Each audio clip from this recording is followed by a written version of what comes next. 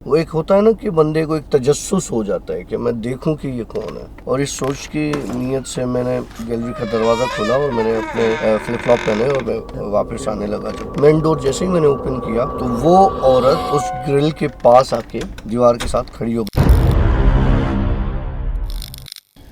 और right friends, अस्सलाम welcome to yet another the Bhoot show. The Bhoot show की एक और स्टोरी के साथ मैं हूँ आशी और हमारे साथ मौजूद हैं डॉक्टर काशिफ सर। अस्सलाम वालेकुम सर वालेकुम अस्सलाम। कैसे हैं सर आप? ठीक है अल्हम्दुलिल्लाह सर। सर, आप कैसे? अल्हम्दुलिल्लाह सर, मामलात कुछ नीचे ऊपर है पर अल्लाह का करम है, शुक्र है। ज़िंदगी इसी का नाम है। वो हम डॉक्टर्स कहते हैं ना कि ज़िंदगी चलती रहती है तो आपकी जो ईसीजी है, जो आपके हार्ट की रिदम्स हैं, वो हमेशा वेव्स में चलती रहती हैं, और जब वो फ्लैट वेव हो जाती है तो ज़िंदगी रुक जाती है। तो यही ज़िंदगी का नाम है, ऊपर नीचे ऐसे चलते रहना। तो ये नॉर्मल है। हाँ, किसी चीज़ को इतना सर पर सवार नहीं किया जाए कि बंदा अपने आप को, अब जैसे तुम हो तो तुम्हें ये चाहिए कि यार तुम्हें अपनी नर्व्स पर काबू रखना है, तुम्हें स्ट्रांग बनना है ताकि तुम आगे के लोगों को संभाल सको।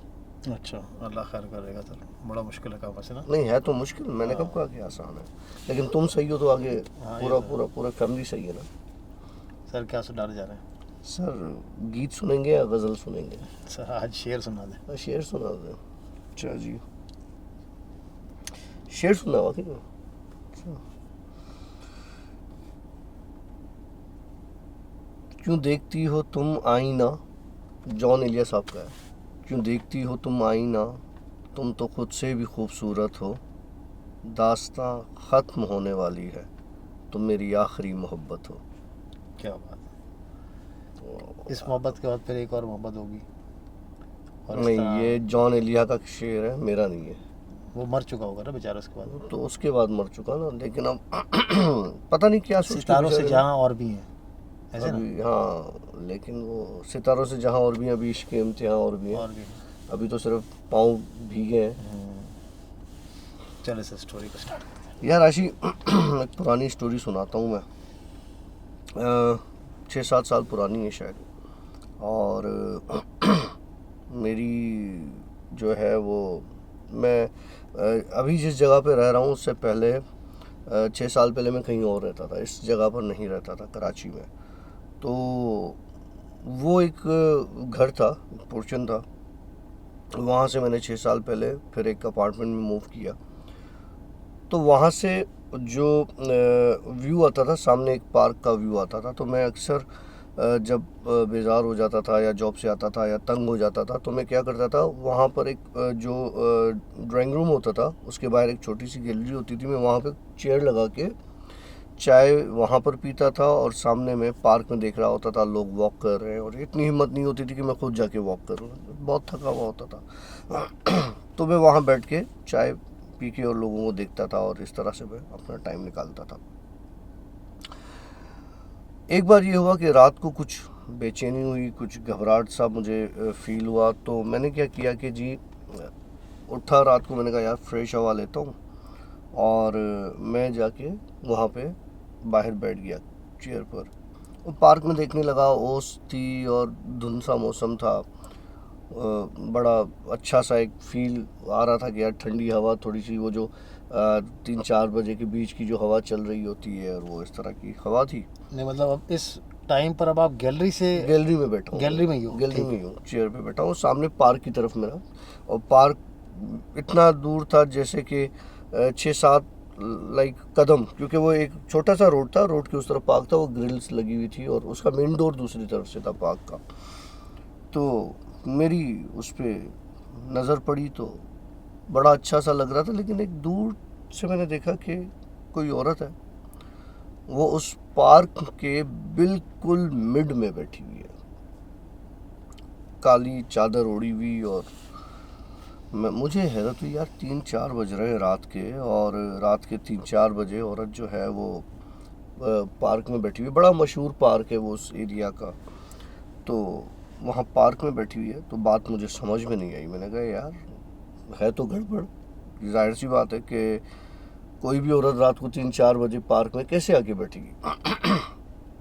खैर, मैं बैठा रहा और इधर उधर की सोचें मेरे दिमाग में, जॉब से रिलेटेड, फिर घर से रिलेटेड, फिर काफ़ी इस तरह की ख़यालात मेरे माइंड में, लेकिन वो सामने मेरी नज़र सामने उसी जगह पर थी, क्योंकि वो सेंटर में एक पोल लगा हुआ था, उस पर जो है वो लाइट बिल्कुल डिम सी येलो कलर की लाइट थी, वो जल रही थी, और वो औरत नीचे बैठी हुई थी उस पोल के बिल्कुल। तो वो एक प्रोमिनेंट हो रही थी कि एक औरत ही है, वो उसने एक ब्लैक कलर की चादर ओढ़ी हुई है।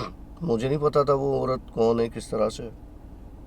खैर, अब काफ़ी देर हो गई, आधा घंटा हो गया मुझे वहाँ बैठे हुए। मेरा सांस वास कुछ बेहतर होने लगा और घबराहट कुछ सही हुई, तो मैंने कहा यार मैं चलता हूँ, अब जाके सोने की तैयारी करता हूँ। अच्छा, जैसे ही मैं चेयर से उठा तो वो औरत जो ज़मीन पर वहाँ पार्क में बैठी थी वो भी उठ खड़ी हुई, एंड उसी वक्त जिस वक्त मैं उठा। तो हमारे उठने की जो टाइमिंग थी वो बिल्कुल ऐसे सेम थी जैसे हम एक साथ उठते हैं, इस तरह से। तो वो भी उठी, तो मुझे हुआ कि दादा ये कहीं कोई इशू है, कहीं कोई मसला है, ये गड़बड़ है। तो मैंने क्या किया, इग्नोर किया और मैं अपने कमरे में वापस आ गया, वो गैलरी का दरवाज़ा बंद करके, और वापस आ गया अपने ड्राइंग रूम में। अब एक चुल है कि यार था कौन इतनी रात को, और आया कैसे और बैठा कैसे वहाँ पे। पार्क का दरवाज़ा बंद होता है, लॉक होता है, चौकीदार होता है। फिर दिमाग में आया चौकीदार होता है तो चौकीदार की पॉसिबल है, चौकीदार का कमरा है तो उसकी फैमिली हो, उसकी बेगम वगैरह हो, या उसकी माँ हो, क्योंकि इतना इतना क्लियर नज़र नहीं आ रहा था कि वो किस एज की हैं, क्या हैं। खैर, और टाइमिंग भी ऐसी कि मैं टाइमिंग भी उठा ऐसे, तो ये भी उठ गई। हाँ, तो वो भी। खैर, बहरहाल मैंने कहा अच्छा यार जो भी होगा चल ठीक है, सही है, खैर है। मैं बैठा ड्राइंग रूम में, 10-15 मिनट वहीं लगाए मैंने। फिर मुझे हुआ कि यार पता नहीं कौन है, मैं देख तो लूँ। वो एक होता है ना कि बंदे को एक तजस्सुस हो जाता है कि मैं देखूं कि ये कौन है। तो जनाब मैंने फिर दोबारा वो दरवाज़ा खोला और चेयर पर जाके दोबारा बैठा। अब मुझे वो औरत, जैसे हम दोनों इकट्ठे उठे थे तो मैं तो निकल गया, वो हम उठे थे तो वो वैसी की वैसी ही खड़ी हुई है, बैठी नहीं थी वो, या वो वहाँ से गई नहीं थी, वो वैसी की वैसी उस जगह पे खड़ी ही रही। खड़ी ही रही। 10-15 मिनट हो चुके थे इस बात को, और बड़ी हैरत की बात हुई और मैं बड़ा परेशान हुआ। मैंने कहा यार ये औरत 10-15 मिनट से ऐसे ही एक ही जगह पे एक ही पोजीशन में खड़ी है। मैं तो अंदर भी चला गया, वहाँ से वापस आ गया। अब मुझे हुआ कि मैं इससे कोई बात करूँ जाके, लेकिन मुझे, मेरे दिमाग में ये नहीं था कि यार मैं पार्क का इतना लंबा चक्कर काट के जाऊँगा घूम के, तो मैं यहाँ से अपने मेन डोर से निकलता हूँ और ये 6-7 कदम या ज़्यादा से ज़्यादा 10 कदम का ये जो फासला है रोड का, और लोहे की वो ग्रिल्स लगी हुई हैं, वहीं से आवाज़ दे के या कुछ कह के कि भाई कोई मसला है, कोई प्रॉब्लम है, मैं उससे बात कर लेता हूँ। ये बात अभी मैंने जस्ट सोची थी, और इस सोच की नीयत से मैंने गैलरी का दरवाज़ा खोला और मैंने अपने फ्लिप फ्लॉप पहने और मैं वापस आने लगा जब मेन डोर की तरफ। मेन डोर जैसे ही मैंने ओपन किया तो वो औरत उस ग्रिल के पास आके खड़ी हो गई, जो कि मिड में खड़ी थी, पार्क के मिड में खड़ी थी। वो बिल्कुल ग्रिल के पास पार्क के आके दीवार के साथ खड़ी हो गई, जिससे ईजिली बात हो सके। ऐसा लग रहा था कि शायद उसने मुझे कोई कम्युनिकेट किया कि मैं उससे बात करूं, और मेरी नींद से मैं जागा हूं और मैं घबराहट में जाके एक जगह पे जाके बैठा हूं। मेरी उस पर नज़र पड़ी और फिर मुझे इतनी वो हुई है बेचैनी कि मैं उससे बात करूं जाके। जैसे ही दरवाज़ा खोला वो सामने बिल्कुल मुझे नज़र आई, एक बड़ी उम्र की औरत। बड़ी उम्र की औरत से मुराद ये है कि कोई 75 साल या 80 साल की एजिड औरत थी काफ़ी। तो वो दुपट्टा ऐसे ओढ़ा हुआ उसने, ब्लैक कलर का दुपट्टा नहीं, एक बड़ी सी चादर ब्लैक कलर की वो ओढ़ी हुई और वहाँ खड़ी हुई। मैं बड़ा परेशान हुआ, अब ये यहाँ पर कैसे पहुँच गई। खैर, मैं उसके बड़ी हिम्मत करके करीब गया, मैंने उससे सलाम किया, सलाम अम्मा जी। तो उसने मुझे जवाब नहीं दिया सलाम का। मैं परेशान हो गया, फिर मैंने उसे सलाम किया, सलाम अम्मा जी। तो उसने फिर मुझे जवाब नहीं दिया। तो मैंने कहा अच्छा ठीक है, आपने अगर जवाब नहीं देना मुझे तो मैं आपको सलाम नहीं करता हूँ। आप, मुझे लगा कि इसका कोई रिलीजन कुछ और होगा, कोई और का है कि वो सलाम का जवाब नहीं दे रही। तो खैर, अब सलाम का जवाब तो अब और रिलीजन वाले भी देते हैं, जिस तरह से यहाँ पाकिस्तान में जो रहते हैं, और इस तरह से वो कोई हमें करता है सलाम तो हम भी उसे सलाम का जवाब दे देते हैं। तो मैंने कहा अगर आप सलाम का जवाब नहीं दे रही तो आप मुझे बता दें, मैं आपसे किस तरह से वो बात करूं उस तरह से ना। तो कहने लगी कि तुम मुझे ना अम्मा जी नहीं कहो, तुम मुझे माँ नहीं कहो। ये बात थोड़ा सा मुझे ऑकवर्ड सी फील हुई कि यार एक बड़ी उम्र की औरत है और मैं उसे रिस्पेक्ट दे रहा हूँ, माँ का दर्जा दे रहा हूँ, तो वो कह रही है कि मुझे अम्मा नहीं कहो। मैंने कहा तो फिर आप मुझे बताएं मैं आपको क्या बोलूँ अम्मा। कहने लगी मुझे ना माँ नाम से सख्त नफरत हो गई है। मैं इस बात पे और ज़्यादा हैरत हुआ। मैंने कहा यार औरतें तो माँ बनती हैं तो उनको एक प्राउड फील होता है, उसके पैरों के नीचे जन्नत होती है। अब जब उसने इस तरह से बात स्टार्ट की ना कि मुझे माँ नाम से नफ़रत हो गई है और माँ मत कहो, तो मुझे लगा कि इसके बैकग्राउंड में कुछ ना कुछ है, कुछ चक्कर है। तो मैंने उससे कहा कि अच्छा मैं उस तरफ आ जाऊं? तो कहने लगी नहीं, तुम इस तरफ आओगे तो तुम्हें नुकसान होगा, तुम घर जाओ। अच्छा, अब वो एक औरत कह रही है घर जाओ नुकसान होगा, तो जाहिर सी बात है कहीं ना कहीं कोई इशू होगा, कोई गड़बड़ होगी। खैर मैं उसके कहने पे घर आ गया। जब मैं घर पहुंचा तो वो ऑलरेडी मेरे ड्राइंग रूम में औरत पहले से ही मौजूद थी। मैंने कहा ले काशिफ भैया आपके लग गए आज। तो मैं पहले थोड़ा सा परेशान हुआ, लेकिन एक चूँकि वो एक रग ऐसी है ना जो दबी हुई है दिमाग की, तो वो तो दबी हुई है, उसका तो हम कुछ नहीं कर सकते। तो मैंने उससे पूछा कि अब मुझे बताएं कि क्या मामला है, क्या चाहते हो। तो कहने लगी कि तुम पूछोगे नहीं कि मैं तुम्हें क्यों मना कर रही हूँ कि माँ नहीं बोलो। मैंने कहा बता दो क्यों। तो कहने लगी कि मैं एक जगह का नाम बताया उसने, वहाँ रहती हूँ। मैंने कहा रहती हो अभी भी? कहनी हाँ मैं अभी भी रहती हूँ और वहीं से मैं यहाँ रोज़ रात को आती हूँ। मैंने कहा अच्छा हुआ क्या? कहने लगी हमारा घर बहुत छोटा था और 2 कमरे का छोटा सा मकान, कच्चा पक्का सा, और मेरे 2 बेटे थे। उनका अक्सर ये झगड़ा होता था कि ये मकान हमारा है, और उस झगड़े के चक्करों में, क्योंकि वो मकान मेरे मियाँ ने बनाया था, मेरे नाम पर बनाया था, तो उस झगड़े के चक्करों में उनमें से दोनों बेटों ने मिलके मुझे मार दिया। तब से मुझे इस माँ नाम से नफ़रत है। अब ये सुन के मुझे बड़ा दुख हुआ कि यार कोई इंसान, मैंने बीच में आज ही याद है हमने एक वीडियो बड़ी वायरल हुई थी कि 2 बेटे अपने बाप को मार रहे हैं, जो ग्रुप में भी शेयर की थी कि वो घसीट रहे हैं और मार रहे हैं। खैर मुझे उसकी बात सुन के बड़ा दुख हुआ और बड़ा अफसोस हुआ। मैंने उससे कहा देखें हर औलाद एक जैसा तो नहीं होता ना, अगर आपके औलाद इस तरह के हैं तो आप माँ हैं, आप माफ़ कर दें उनको, उनके लिए आसानी। तो कहने लगी कि तुम्हें क्या लगता है कि मैंने क्या किया होगा? मैंने कहा मुझे नहीं पता आपने क्या किया होगा, लेकिन यह है कि मेरे ख्याल से आपको उन्हें माफ़ कर देना चाहिए। और इस तरह से, क्योंकि अब वो औरत का बेसिकली करीन बात कर रहा है, उसका जो हमजाद है वो मुझसे बात कर रहा है। तो मैंने उससे ये कहा कि औलाद हैं, बच्चे हैं, माफ़ कर देना चाहिए। और कहने लगी तुम्हें पता है मैं यहाँ पे रोज़ क्यों आती हूँ? नहीं मुझे नहीं पता क्यों आती हूँ। बोला मैं रोज़ यहाँ पर आती हूँ कभी दिखाई देती हूँ, कभी किसी को दिखाई नहीं देती, अक्सर लोगों को पता है। तुम्हें मैंने दिखाई इसलिए दिया कि मुझे पता था कि तुम्हें नज़र आता है और तुम्हारे साथ ये चीज़ें हैं जो इस पार्क में यहाँ पे रात के वक्त बड़ा सा एक वो हुजूम टाइप एक सन्नाटे वाली जगह है, वो लगा रहता है। तो मुझे पता चला कि तुम बात समझते हो, बात सुनते हो, तो मैं तुम्हारे पास। तो मैंने कहा मुझे बताओ कि इस पार्क में तुमने मुझे मना क्यों किया, जबकि मेरी चीज़ें भी इस पार्क में अंदर? क्योंकि इसलिए कि मेरे बेटे भी दोनों मर गए एक्सीडेंट में और उनको मारने भी मेरा हाथ था। जैसे उन्होंने मुझे मारा उसी तरह से मैंने उनको मार दिया, और उनके करीन भी मेरे साथ ही यहाँ पर घूमते हैं। अगर वो तुम्हें देखेंगे इस तरह से बात करते हुए तो तुम्हें नुकसान देंगे कि मेरी माँ बता रही है किसी को, कोई मामला सारा हमारा खोल रही है। खैर अब जो होना था वो तो हो गया। मैंने कहा अब क्या हो सकता है, कहीं मेरी मदद करो। मैंने कहा कि अब मैं एक आम इंसान हूँ, मैं आपकी क्या मदद कर सकता हूँ इस मामले में। कहने लगी मेरी कब्र फ़िलहाल जगह पर है। मैंने कहा ठीक है।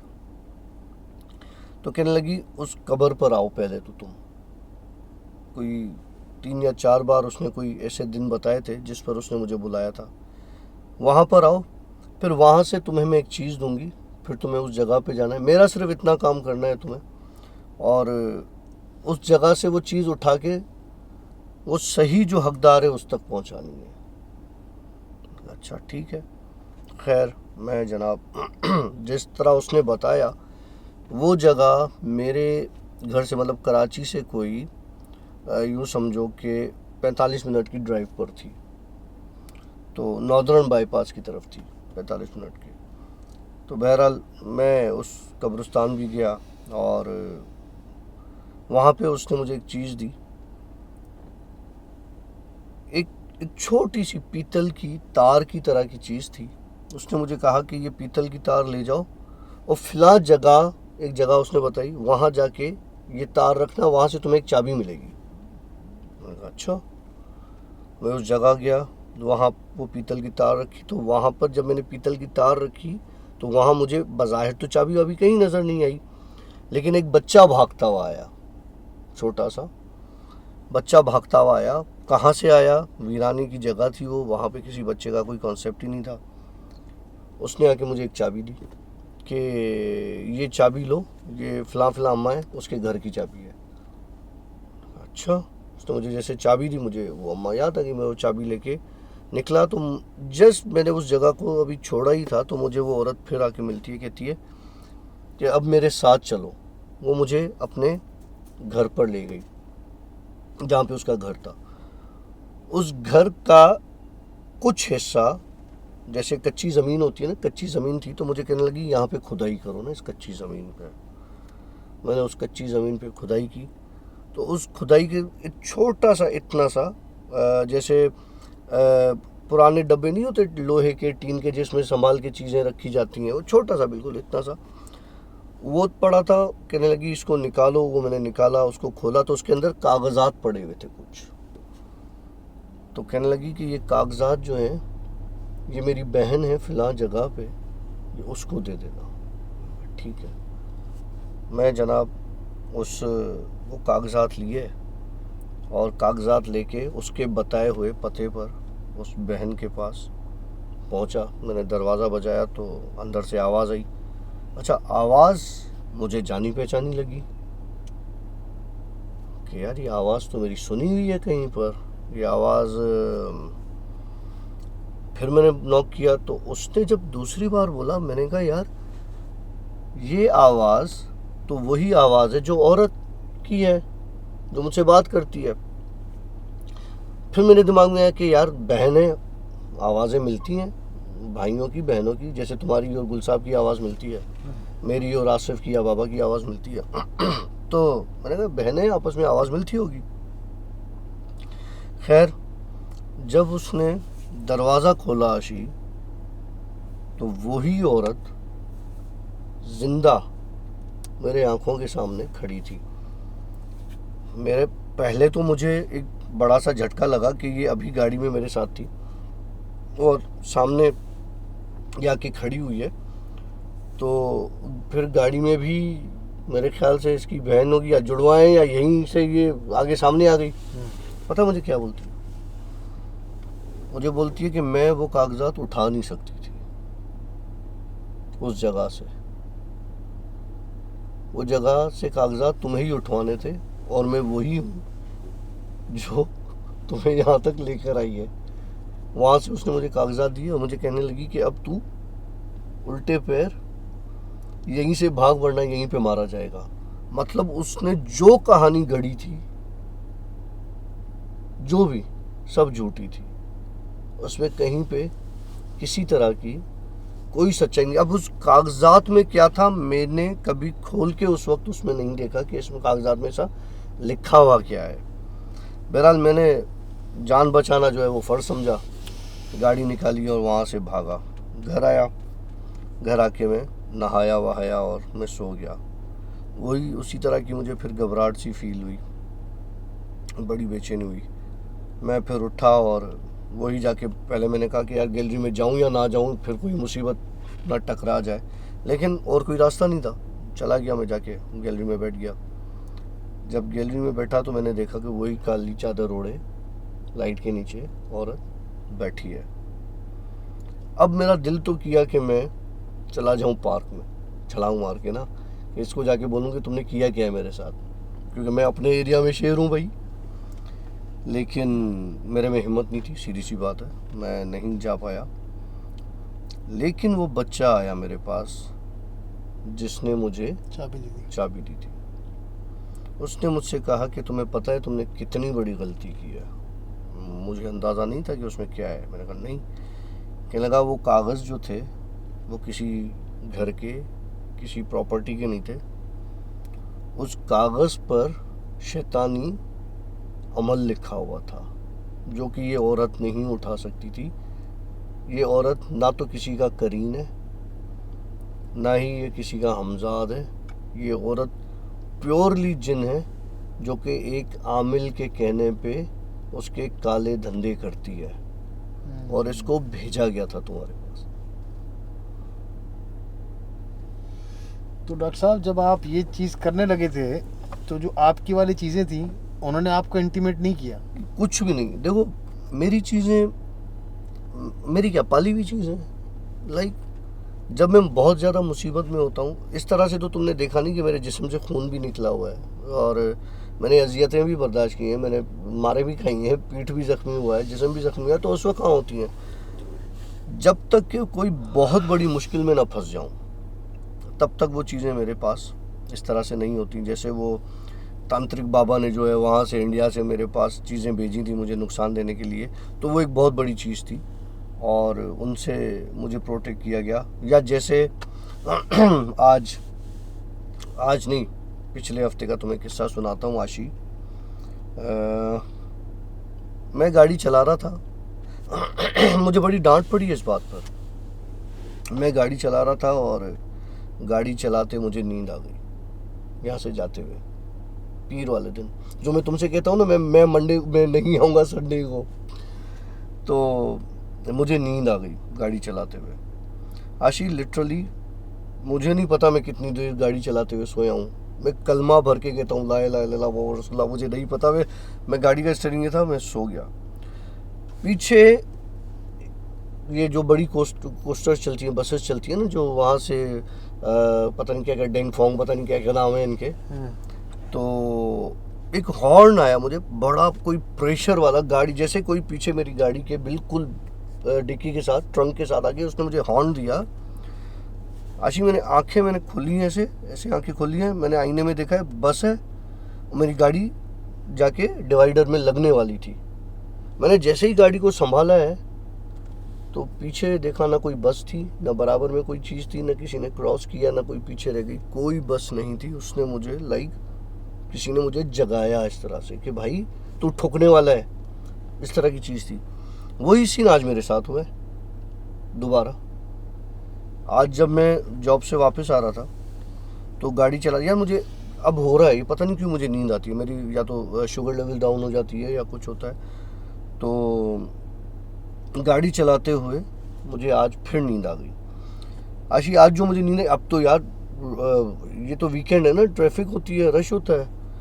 मुझे जो नींद आई, कितनी सेकंड की आई मुझे नहीं पता, लेकिन जैसे ही मैंने आंखें बंद की और गाड़ी 140, क्योंकि एक्सेलरेटर पे पाँव पड़ा हुआ था तो दब गया, 140 पे एक्सेलरेटर रेस आ गई और फिर उससे ऊपर जा रही थी। जब मैंने आँख खुली तो मेरी पाँव की स्पीड से वो 140 और 150 के बीच में रेस थी। मेरी आँख कैसे खुली? मैंने ख्वाब देखा, मैं, हंसने वाली बात है, मैंने ख्वाब देखा मैं हेलीकॉप्टर में हूँ। मतलब इतनी नींद आ गई कि मैं ख्वाब देखने लग गया कि मैं हेलीकॉप्टर में हूँ और हेलीकॉप्टर हवा में झूल रहा है और वो गिरने वाला है। जैसे ही वो गिरने वाला था मेरी आँख खुल गई, देखा तो मेरी तो गाड़ी झूल रही है भाई, रोड पे स्किड कर रही है। मैंने स्टीयरिंग संभाला, मैंने कलमा भरा और किस तरह से मैंने अपनी को जान बचाई। तो मैंने क्या बचाई, अल्लाह ने बचाई। एक इंटीमेशन दिया उसने मुझे तो आज ये सेकंड टाइम ऐसा हुआ है। इंशाल्लाह आइंदा ऐसा नहीं होगा। और अब मैं या तो अपनी नींद पूरी करके निकलूँगा या तो कोई ड्राइवर पकड़ के निकलूँगा, लेकिन इस तरह से अब मैं मेरी कोशिश नहीं यार, डॉक्टर साहब अपना ख्याल रखें। हाँ यार, ये बड़ा आप बैठे बैठे जो तीर कमान से मतलब जो ऐसी हरकतें कर जाते हो आप, ये बड़ा मसला है, बहुत बड़ा मसला। संडे के दिन हमारे पास आप आते नहीं है हाँ, और आप कहते हैं कि मैं आराम करूंगा, हाँ, सुबह को मुझे जॉब पे जाना है। हाँ, ये और बड़ा उसके मसला बावजूद भी आप ड्राइविंग करते हुए सो जाते हो है यार। ये कुछ है, ये कुछ है, ये तुमसे ना मिलने का नतीजा है। खैर जी, कैसे लगी आप लोग डॉक्टर साहब की आज की स्टोरी, हमें ज़रूर बताइएगा। और यस, आपके सवालात जो है वो कमेंट्स में जो भी आएंगे इंशाल्लाह ताला डॉक्टर साहब इसका खुद जवाब देंगे। और इंशाल्लाह ताला मिलेंगे हम नेक्स्ट वीक। हम लेंगे आप लोगों से इजाज़त। हमारी तरफ से सी या बाय बाय।